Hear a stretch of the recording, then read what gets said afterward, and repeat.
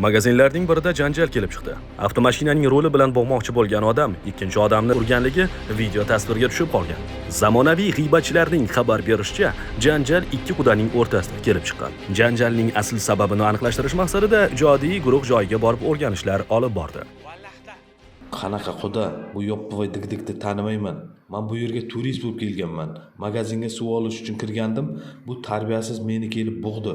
Yana do'nkillatib urdi. Ko'zlarim sintetizator bo'lib ketgan. Endi nima qilaman? Bu Skalafendra zamonda pul o'ldiradi bu anpanmanda. Sharafsizga biron bir yechim bordir axir. Men 40 yillik sharpashnos olimman-da. Men shunday uydan chiqsam, bir oppoq narsa o'tib ketdi. Keyin shunaqa durbi bilan qaradim. Bu durbi emas, u rulku bu.